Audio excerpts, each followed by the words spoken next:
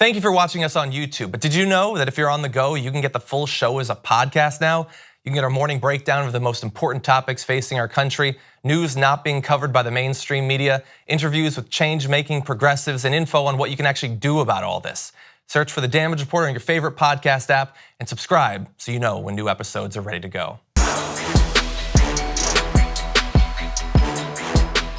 So let's learn a little bit about the past. Okay, I'm down with that. Today is Columbus Day. For some reason, it's still a thing, even though every year, thankfully, more and more people every year go through the actual historical truths behind the myths that we were taught in school about Christopher Columbus, that he discovered America. When you were mentioning early in the show, other people had actually already discovered it? Believe it or not, there were people. They sailed over from Europe? Who lived here. Oh, but that doesn't count.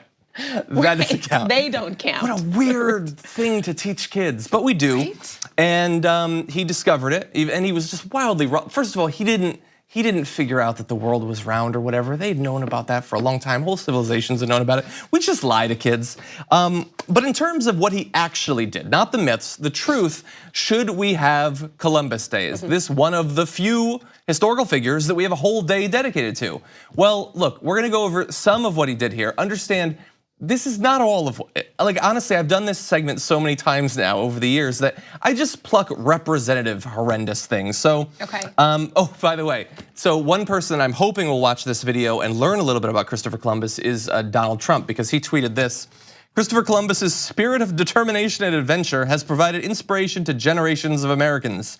On Columbus Day, we honor his remarkable accomplishments as a navigator and celebrate his voyage into the unknown expanse of the Atlantic Ocean. Well, look, he was determined, and he did have an adventure, but it's not a good one necessarily. Here are some of the things that he did.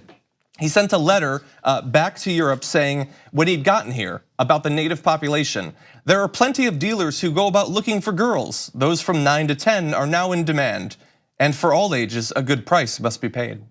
So yes, they were taking native girls as young as 9 and 10 and selling them to be the slaves of people that they brought over to the New World. This was pretty big. We got an account from one of the people who worked with him of a particular sex slave that was given to this man by Christopher Columbus, where he says, while I was in the boat, I captured a very beautiful woman whom the Lord Admirable, that's Columbus, gave to me. When I had taken her to my cabin, she was naked, as was their custom. I was filled with a desire to take my pleasure with her and attempted to satisfy my desire. She was unwilling, and so treated me with her nails that I wished I had never begun. I then took a piece of rope and whipped her soundly, and she let forth such incredible screams that you would not have believed your ears. Eventually, we came to such terms, I assure you, that you would have thought she'd been brought up in a school for whores. So that is the experience he had with a sex slave that Christopher Columbus personally gave to him to beat and then begin raping as long as he could.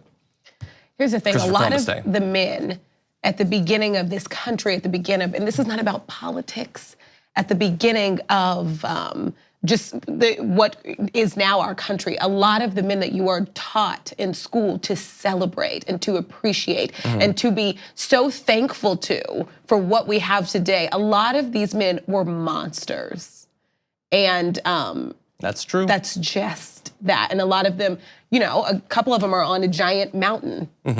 Yeah, in South Dakota. You want to hear some more monstrous behavior? Sure. So you had the sex slavery. What about just traditional slavery, which also traditionally involved a lot of sex slavery? Columbus ordered 1,500 men and women seized, letting 400 go, and condemning 500 to be sent back to Spain, and another 600 to be enslaved by Spanish men remaining on the island. About 200 of the 500 sent back to Spain died on the voyage and were thrown by the Spanish into the Atlantic. If you believe, based on this, that they have a casual relationship with the life of these slaves, that is true. Multiple sources confirmed accounts of exhausted Indian carriers chained by the neck, whose heads the Spaniards severed from their bodies so that they might not have to stop to untie them. So rather than remove the dead slaves from this chain line, they just cut off their heads to separate the head from the body. But let's jump to the worst part. Beyond the individual acts of just horrendous, barbarous behavior, there was the overall effect that Columbus coming to the New World had on the native population that he greeted. There were about 300,000 inhabitants of Hispaniola in 1492. Between then and 1496, that's just a couple of years, 100,000 died, half due to mass suicide, which came in many different forms. Just a few years later, the population was down to 60,000, and about a half century after he got there, it was down to 500 people. So from 300,000 to 500, that has got to be one of the most effective, just efficient acts of genocide in the history of our species.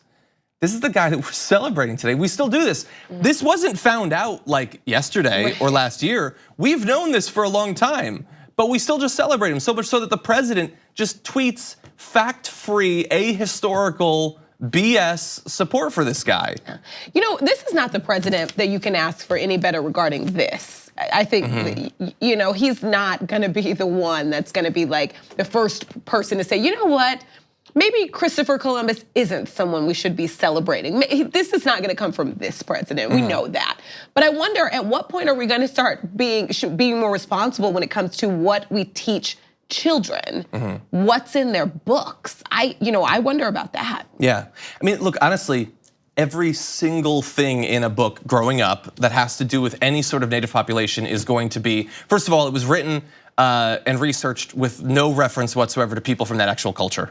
None whatsoever. It is purely from the eyes of colonizers.